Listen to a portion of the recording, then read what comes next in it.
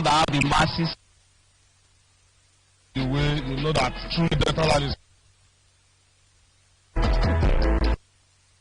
Warri, more dear.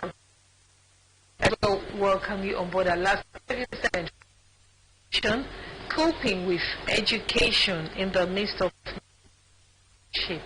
How do we handle the expenses and challenges of education when you don't have financial? Well, we know that says that if you think education is expensive, try ignorance. Well, we would find out how. And to help us make sense of Reverend Louis Afolabi, Mr. Afolabi is registered and practicing estate surveyor and valuer. Is also a pastor and social connector, as well as amongst our portfolios. Mr. Afolabi, many thanks for joining us. Good morning, my presenter. Good morning, Deltans. Mr. Olowo Ross is also a public commentator, public affairs analyst. He's an educationist. He's of Classical International School. Welcome. Right, I'd like to start with you, Reverend Afolabi. We don't have much time on this one today, but could you talk to us about what economic hardship, what correlation there is between education and economic hardship? Economic hardship has to do where your finances seem not to be able to meet up with your demands, your needs, your wants, but in particular needs. Because people misunderstand needs and wants. Needs are necessities, while wants are luxuries. I don't know what I'm communicating. But having said that, the economic challenge is not peculiar to our time. Even in the days of my late mom, they still had economic challenge that some of them could not go to school because their parents then were financially handicapped. That they didn't go to school. Some of them did not go beyond standard 6 in their own time. Some could not go beyond standard 4 because there was no money then. So it's not peculiar to our own time. Even in those days that are called the good old days, there were still economic challenges. So, but only that in our own time, it has become heightened. Heightened in the sense that the population has increased, the pressure on our finances have also increased, and there's a decline in value. So that puts a lot of people under pressure, and as a result of that, education may suffer. I use that word very carefully. May suffer. It depends on the priority a person places on education. But I think education should be the topmost in anyone's priority. All right. When we talk about population leading to declining money value, let me come. What are some of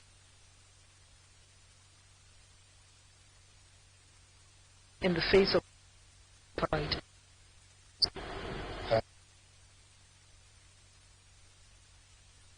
Actually give to parents and Nigerians on how to cope with these persistent economic challenges. And some of them include, for instance, as it affects education, they should ensure that the school people want to go to schools or perhaps ahead of these other big schools. They have to put their children there. You start seeing some lapses. And in the long run, they drop out at the end of the day, locating another section. So parents should ensure that they put their children in a school they can afford easily without having too much pressure on them. And not only that too, there are things presently in the country we can still do to ensure that we reduce the pressure that we are presently facing. and that is renting an apartment that you can also afford. If you rent an apartment you can afford, you discover with little or no time when your rent is trying to run, pay, and then more important changes will be channeled to take care of your children, books, learning materials, and so on. It will be very easy for the parents to actually start having some competition with yourself and the neighbors around. That is going to be a very challenging period for the parents to cope, most especially in economic challenge. Avoiding competition and going with affordable house rent, also affordable school, not belonging to the bad wagon just because everyone is in that school. My child should be in that school. That's coming from Mr. Olowo Lazarus. Let me come back to you, Reverend Louis Afolabi. Now, what do you think are some of those distractions when it comes to not being able to cope or looking at coping? The drawbacks in terms of ability to fund education, are they by parents or by with the financial challenge? It's a challenge of education. Definitely, it's a matter of priority. I've said there is a difference between needs and want, and I think education is a topmost priority in any person's needs. It's topmost. Because education, we are here in this studio today. Is education a topmost priority for the government of Nigeria? It may not be a topmost priority for the government, but it ought to be a topmost priority. We are in this studio now. Let me commend your studio. It's a massive change in the studio since I came here last. But it's a product of education that we are having this massive change that have taken place. The person who did this must have knowledge. If you don't have knowledge, then you are in trouble. All over the world, what grows the world that we are today is because education has taken a priority by the Western world, and they seem to be leading. We are in Africa, we are more of a consumption set of people. So going back to the issue of the drawbacks, is because we don't pay priority to what we ought to pay priority. Most of the people who went to school in those days were told that their parents had to buy one car. I remember a woman did not have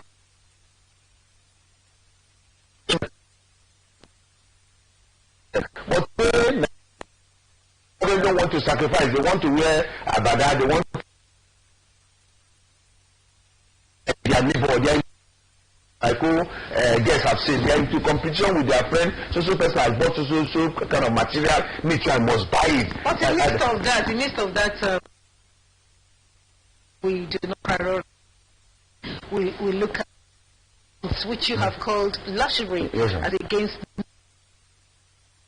education is looking at the scarce resources. I ask this against the backdrop of affordable. Yes, it is affordable to what extent in Nigeria? Because growing up, I remember using the textbooks the third person before me or the fourth before me used. The curriculum is so designed that you for quite a number of years you use the same curriculum, and so the textbooks are there. So the monies they would have used in buying every year, like we see today, it was channeled to some other things. Today, a child who left school 2 years ago, the sibling is now 3-5 just 2 years ago, is not able to make use of those textbooks. While the curriculum does not change, the school does not allow you to use the ones someone has used before. You're made to buy fresh ones. And there is a uniform. We have up to 4-5 sets of uniforms for some schools. Just in Osun State yesterday, they are grappling with the new governor's policy of saying, okay, let's try to change what was the order under Rauf Aragbeshola, where all public schools maintained just one uniform. Would you really say all of these have presented an affordable education system? Let me say here very quickly that profiteering has entered into our educational system.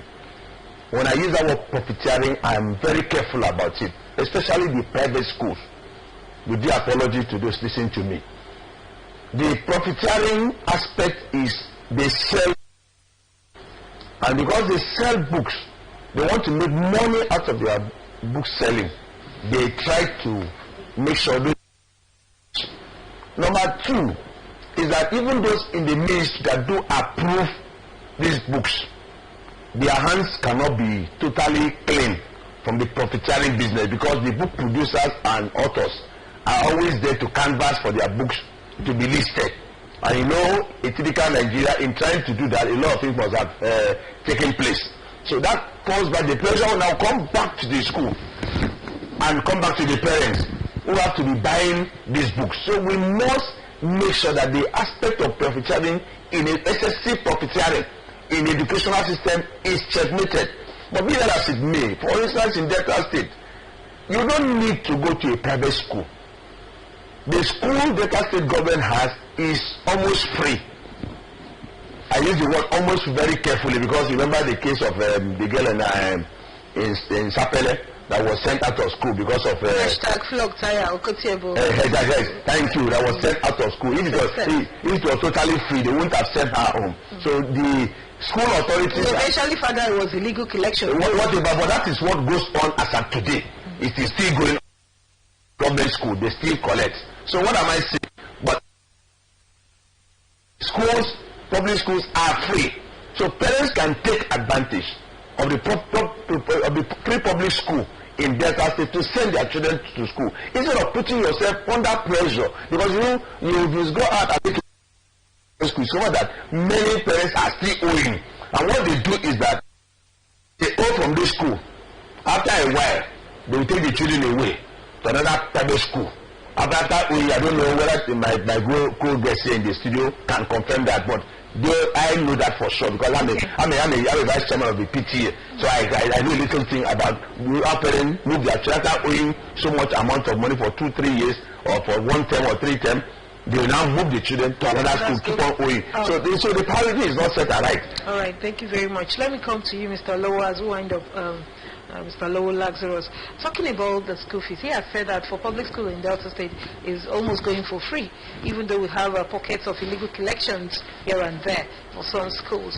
In looking at the private schools, which he named, do you think it is too expensive? And if yes, how do we regulate that, just so we could cope with the economic, financial challenges or hardship, as it were? Thank you very much. There's one good thing we can always draw from the private school section, because despite the fact that the government have tried its best to make education free in public schools are still outstanding in giving quality educations to students. For very exorbitant price. Don't worry. They still maintain that. The good thing about private school is that the situation whereby parents is having some financial challenges, there is room for communication. The parent can meet the school authority and say, okay, because of the present challenges I'm facing, please, I'm going to split my child's or ward school fees into this and this and this to make it convenient for me. And the school will leave. Because apart from food, just like my colleagues already said, apart from food, clothes, health, and accommodation, education is one of the basic needs that every Nigerian will have access to. So the private schools mission, accommodate parents even during this period of economic hardship. Okay, we will hold you there due to time constraints. That's all we're taking for today. But we've been talking coping in the midst of economic hardship. It's a topic we may visit some other time, but we've been talking with Reverend Louis Afolabi, registered practicing an educationist and pastor and social commentator, as well as Mr. Olowo, who is an international school. And the need to prioritize the coping with economic hardship. First of all, the Reverend Afolabi says we need needs and wants, where he says needs are necessities and wants are luxuries. Parents are failed to. Then in case of education, he says if we prioritize needs, we would be able to avoid with the economic. Mr. Olowo has